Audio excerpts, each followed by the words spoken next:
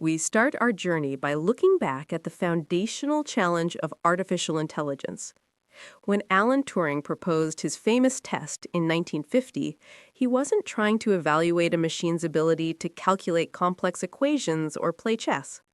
Instead, he chose a purely linguistic task. The Turing test setup is straightforward. A human interrogator exchanges messages with two entities, one human, B, and one machine, A, and tries to determine which is which. If the interrogator cannot reliably distinguish the machine's responses from the human's, the machine is deemed intelligent. This simple choice highlights a profound idea. Mastering language has always been considered the ultimate test of human cognitive ability, arguably Homo sapiens' greatest cognitive achievement.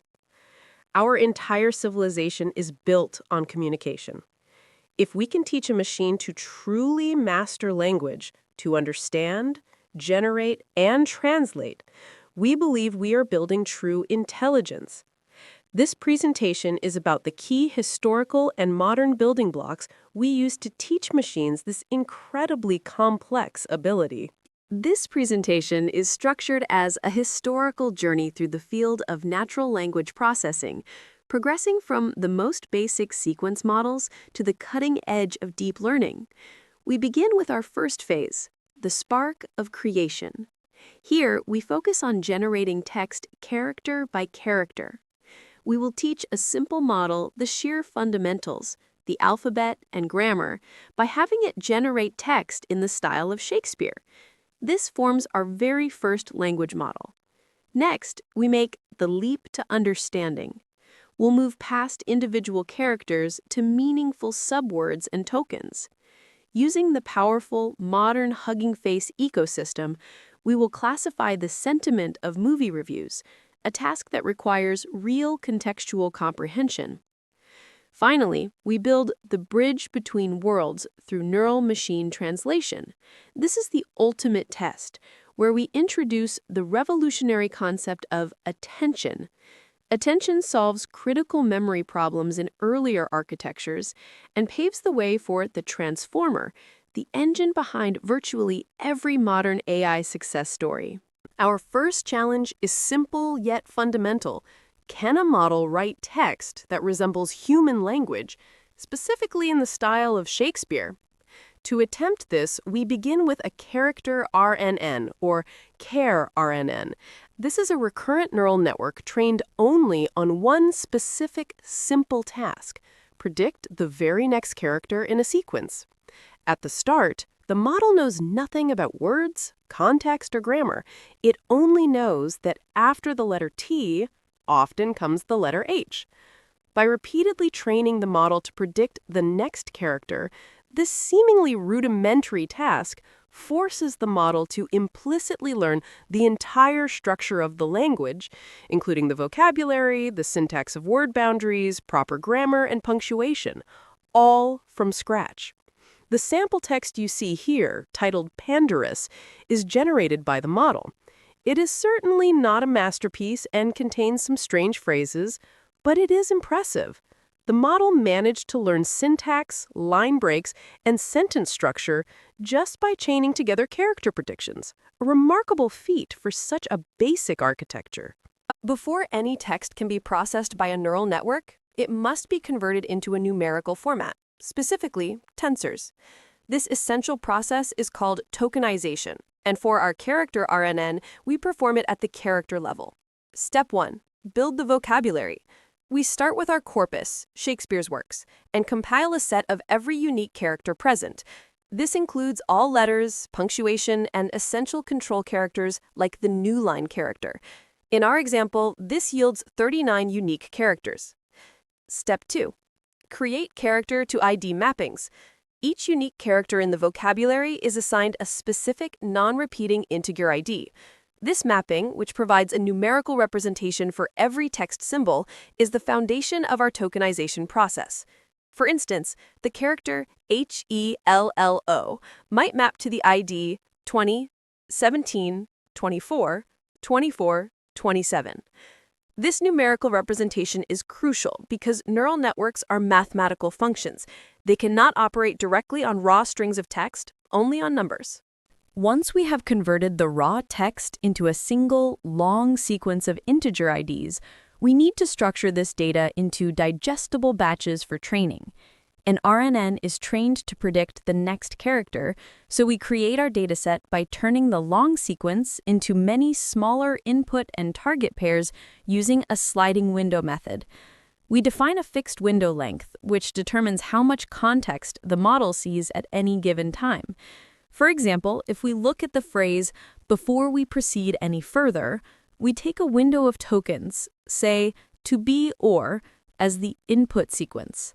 The corresponding target sequence is the exact same sequence of tokens, but shifted precisely one character to the right, which would be O, B, or N. This means that the model's prediction for the first character of the input, T, should be the first character of the target, O. By continuously predicting the shifted target sequence, we force the model to anticipate the following character at every step, enabling it to learn the sequential probabilities inherent in the language. Moving into the model itself, we face the problem with raw IDs. Neural networks inherently assume that inputs with numerically similar IDs represent similar things. But if ID 13 is A and ID 14 is B, they are no more semantically similar than A and Z, which might be ID 35. Using raw IDs introduces a weird non-linguistic bias. One hot encoding solves the semantic issue, but creates huge sparse vectors, which is computationally inefficient, especially for vocabularies with thousands of words. The true solution is embeddings. An embedding is a small, dense vector representation, typically 128 or 256 dimensions, that is learned by the network. These vectors start randomly, but as the network trains via gradient descent, it adjusts the coordinates. The network learns to place characters or words that share semantic meaning closer together in this high-dimensional embedding space. This process, known as representation learning, transforms raw numerical input into a meaningful, context-aware representation. As the diagram shows, words related to near bay and near ocean start randomly but are pulled closer together during training based on their shared context and semantic similarity. The true, astonishing power of embeddings becomes clear when we look at word embeddings trained on vast text corpora such as word-to-vec. These vectors don't just capture similarity, they capture precise semantic relationships, which can be manipulated using vector arithmetic. The most famous example is the royalty analogy. If you take the vector for king, subtract the vector for man, and add the vector for woman, the resulting vector points almost exactly to the vector for queen. The embedding space has organized concepts along meaningful axes, capturing relationships like royalty and gender. Similarly, we can perform geographical analogies, translating Madrid to Paris by operating on the Spain and France vectors. However, there is a critical and ethical caveat. Embeddings are only as good as the data they are trained on, and they sometimes capture and reinforce societal biases present in the text. For example, they often learn that man is to doctor, as woman is to nurse. This starkly highlights the crucial importance of addressing fairness and mitigating bias in all AI systems built upon these representations. Let's integrate these components into the complete Shakespeare model architecture. This architecture consists of three core stacked components. First, the NN.embedding layer. This is the input layer that converts the input character IDs from the initial tensor shape, range batch size, window length, into dense embedding vectors by adding the embed dim. Second, we have the NN.GRU, which stands for Gated Recurrent Unit, serving as our recurrent core. It processes the sequence of embeddings step by step, maintaining a sophisticated hidden state to capture context. For robust generation, we use a 2-layer GRU with 128 units. The output here, after processing the entire sequence, is the collection of hidden states. Finally, the third component is the NN.linear layer. This is a final dense layer that takes the GRU's hidden state output at each time step and maps it to a set of logit scores, one logit for every possible character in the vocabulary. The final tensor shape is range, batch size, window length, vocab size. These logits are then passed through a softmax function to give us the probability distribution of the next predicted character. Once the model is trained, we transition to text generation, which requires a decoding strategy. The simplest approach is greedy decoding. At each step, we simply pick the character with the highest probability score. While reliable, this often leads to the model getting stuck in loops in generating rigid, repetitive, and ultimately boring text. A much more effective and creative approach is probabilistic sampling. Here, we sample the next character randomly, but weighted by the probability distribution output by the model. This randomness generates diverse and interesting text. The key to controlling this creativity is the temperature parameter. Temperature scales the logit scores before the softmax function. A low temperature, such as 0.1, makes the probability distribution very sharp, heavily favoring high-probability characters, which produces rigid, repetitive text like the output on the left. Conversely, a high temperature, such as 100, flattens the distribution, making all characters nearly equally probable, which results in incoherent, random gibberish. Finding the optimal temperature, typically between 0.7 and 1, is crucial for generating text that is both coherent and creatively surprising. Other, more advanced techniques for generating convincing text include top K sampling, nucleus sampling, and beam search. We now pivot from generating basic text to a task that requires true language comprehension, sentiment analysis. Our new task is to use the massive IMDb dataset of 50,000 movie reviews and classify them as either positive, 1, or negative, 0. This is far more complex than predicting the next character. The challenge is that a simple char-RNN would struggle immensely. Movie reviews are long, nuanced, and often contain mixed positive and negative comments within the same text. This requires a model to understand token relationships and deeper context. Therefore, we must move beyond building models from scratch and transition to standing on the shoulders of giants. This leads us to the modern NLP toolkit, Hugging Face. Hugging Face is the central company and open-source community that standardizes modern AI development. It provides 3 essential resources: datasets for easy access to thousands of training sets, tokenizers for high-performance subword tokenization algorithms, and, most importantly, transformers, which grants us immediate access to thousands of powerful pre-trained models and their components. As we move into classification, we leave characters behind and embrace subword tokenization to handle a larger, more complex vocabulary. The fundamental problem is vocabulary management. A model that only sees full words cannot handle rare or unseen words. How can it understand smartest if it has only seen smart? If we map every unique word, the vocabulary explodes in size, requiring massive memory. The solution is subword tokenization, breaking words into meaningful subunits like smart plus est. This allows the model to infer the meaning of new words by combining known parts. The most common modern algorithm is byte pair encoding, or BPE. BPE is an iterative merging algorithm. It starts with a vocabulary of individual characters. Step 2, it finds the most frequent adjacent pair of characters and merges them into a new single token, for example, combining T and H into th. Step 3, this new token is added to the vocabulary. Step 4, the process repeats, continuously merging the most frequent pairs until the vocabulary reaches a fixed size. This allows the model to handle variations, like understanding awesomeness by combining the known subwords ow, s, and ohm, thereby solving the problem of unseen words and efficiently managing the vocabulary.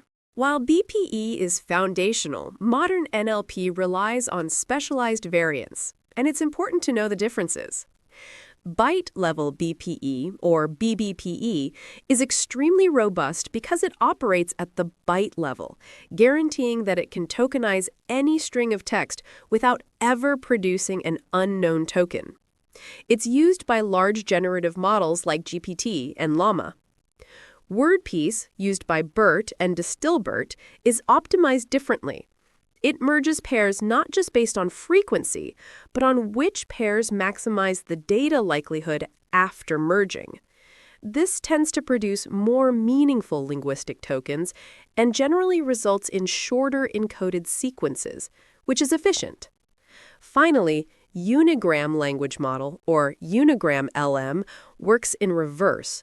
It starts with a vast vocabulary and then gradually and systematically removes the least useful tokens.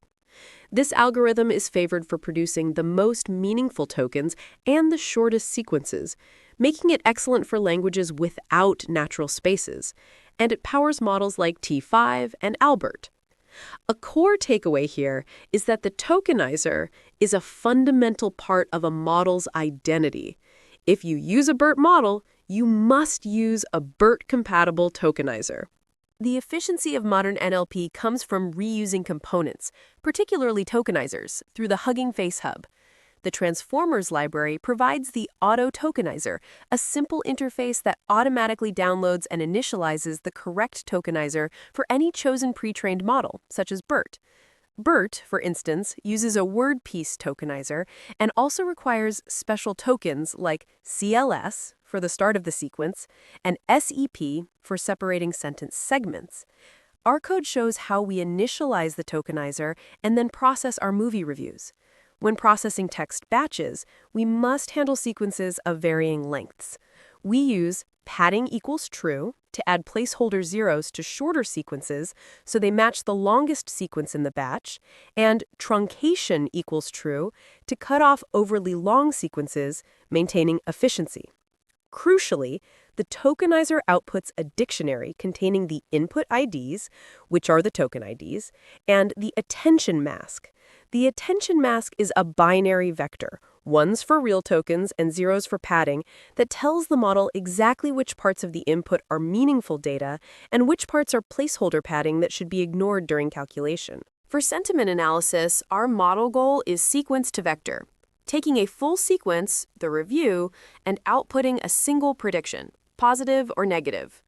The architecture is structured for this classification task. We still use NN.embedding, but we now utilize the padding index parameter. The NN.GRU processes the token embeddings, calculating the hidden state at every time step. However, since this is a classification task where the entire sequence contributes to the final judgment, we only care about the final hidden state. This is the last hidden state of the GRU, which acts as a summary, or thought, of the entire movie review. We discard all intermediate outputs. This final hidden state is passed to a single NN linear output neuron. This produces a single logit. By applying a sigmoid function, we can convert this logit into a probability score for binary classification. The key programming detail here is retrieving only the hidden state's -1, the final element in the sequence. To ensure our RNN is both fast and effective, we implement two crucial optimizations. Problem 1 involves wasted effort on padding. A standard RNN processes every token, including the padding zeros, which can mean the GRU spends most of its time processing noise, often forgetting the real content. The solution is the PyTorch utility pack padded sequence. This converts the padded tensor into an efficient packed sequence object that explicitly tells the RNN the true length of each sequence, allowing it to stop processing after the last real token, saving computation. Problem 2 is the lack of future context. Standard RNNs are causal. They only see past and present inputs. To understand a word like right in a sentence like the right to speak, you need to know what comes next. The solution is bidirectional RNNs. We run two separate RNNs on the input, one from left to right, the forward layer, and one from right to left, the backward layer. At each step, we concatenate the hidden states from both layers.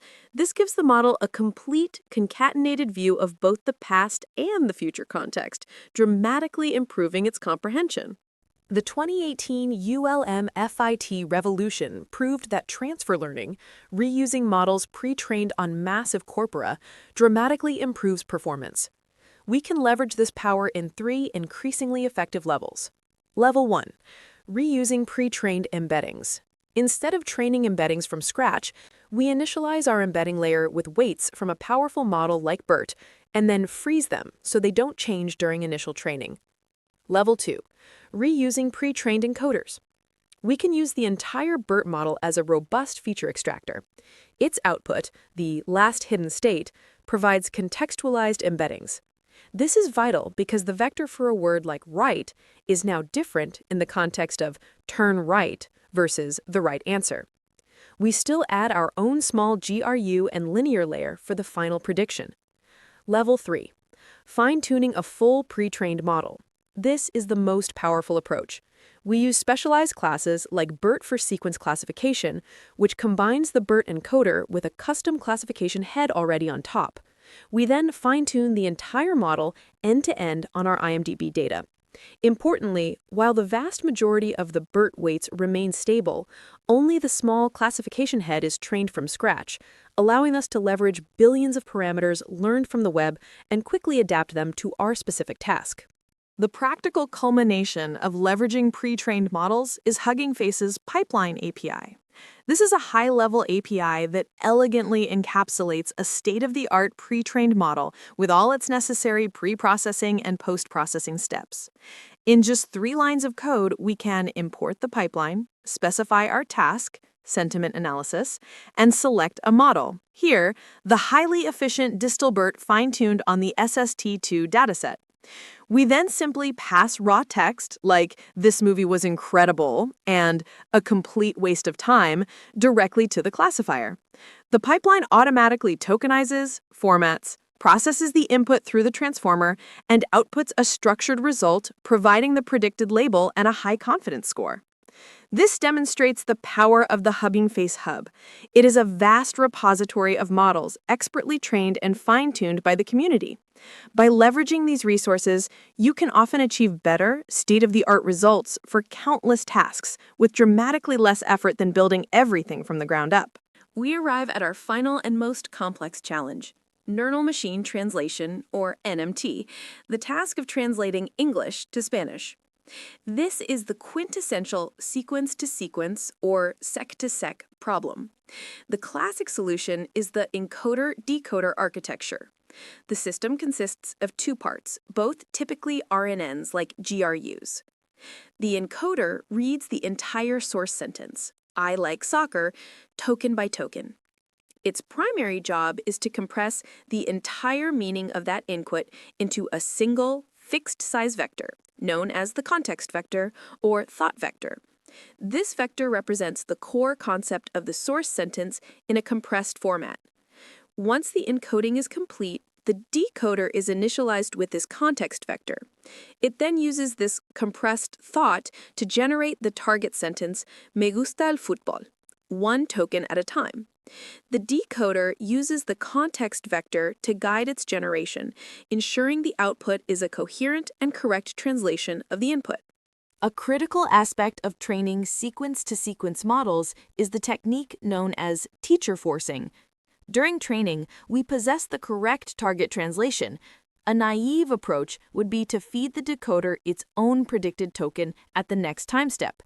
However, if the decoder makes an error early on, this wrong token is fed back as input, compounding the mistake and leading to highly unstable training. Teacher forcing solves this. Instead of feeding the decoder its own previous output, we feed it the correct ground truth token from the target sequence at every step. This dramatically stabilizes and speeds up the training process by constantly providing the decoder with the perfect input. The distinction is crucial during deployment or inference. At inference time, we don't have the target translation. The decoder is forced to rely on its own output from the previous step. It starts with a special start token and continues generating tokens one by one until it produces an end token, hoping the errors don't spiral out of control. The classic encoder-decoder model, relying solely on that single context vector, suffers from a critical weakness known as the bottleneck problem, an RNN's fading memory. The core limitation is simple. The entire semantic meaning of the source sentence, no matter how long, must be compressed into that single, fixed-size context vector. This creates an information bottleneck. For short sentences, this works, but for long, complex sentences like, "I like to play soccer with my friends at the beach," the model struggles immensely to retain details from the beginning of the sequence. We see severe consequences. Example 1. Lost information. The context vector cannot hold all the details, so the model might forget key terms, translating the sentence but losing the word soccer. Example 2. Confusion and repetition. When dealing with long inputs, the decoder may struggle to manage the compressed thought and start repeating parts of the translation, failing to generate coherent output. The reason is clear. The single context vector is insufficient. How can the decoder, hours into a long sentence, possibly remember every detail from the first few words? We need a solution that breaks this fixed size constraint. The breakthrough idea that solved the bottleneck was the attention mechanism, introduced in 2014. The insight was simple. Instead of forcing the entire source sentence into one vector, allow the decoder to look at all of the encoder's outputs at every single step of the decoding process. This is analogous to a spotlight focusing on relevant information. The mechanism works in 3 steps. First, the encoder produces an output vector for every input token, not just a final hidden state. Second, at each decoding step, the decoder computes a set of attention weights. These weights are calculated based on the current decoder state and determine how much it should pay attention to each of the source encoder's output vectors. For example, when generating the word football, the attention weight will be highest for the source token soccer. Third, the system computes a weighted sum of the encoder's outputs using these new weights. This weighted sum becomes the dynamic context vector, which is now specifically tailored to the token the decoder is about to generate, providing the exact context needed at that moment. Attention is essentially a differentiable memory retrieval mechanism. To understand the mechanics, we defined 3 key concepts: query, key, and value. The query, Q, is the decoder's current hidden state.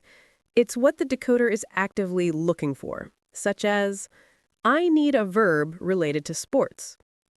The keys, K, are the encoder's output vectors for every source token, acting as the labels or indices for the stored information. The values, V, are also the encoder's output vectors, representing the actual information to be retrieved from memory. The calculation, following the Luong attention method, begins by measuring the similarity between the single query, Q, and all the keys, K, using a dot product, resulting in the scores. These scores quantify how relevant each source token is to the current query. Next, the softmax function is applied to the scores, converting them into weights that sum to 1. These are the attention weights. Finally, the output context vector, C, is calculated as a weighted sum of all the value vectors, V, using the derived attention weights. This dynamic output is the focused context fed to the decoder. This diagram illustrates the complete neural machine translation model incorporating attention.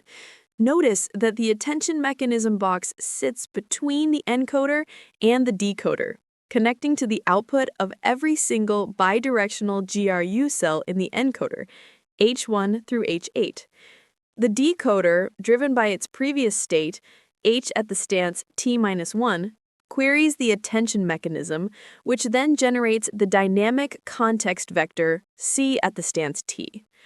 This context vector contains a weighted summary of the entire source sentence, focused on the most relevant tokens for the current time step t.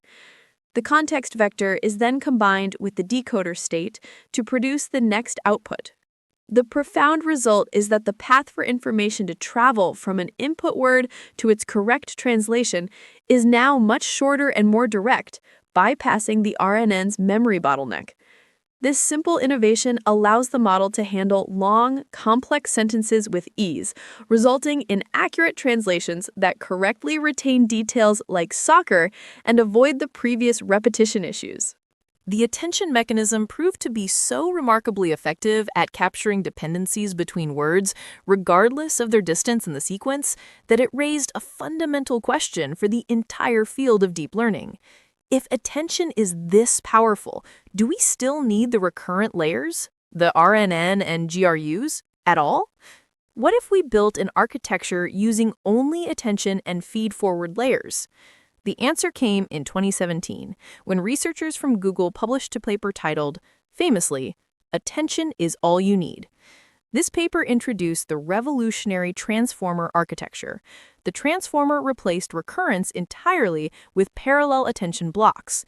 This architecture did not just improve neural-machine translation, it unlocked unprecedented scaling and parallelization, fundamentally revolutionizing the entire field of deep learning. The transformer forms the basis for every major large language model we know today, including BERT and GPT. Our journey of building blocks from characters to embeddings and attention has led us directly to the cornerstone of modern AI.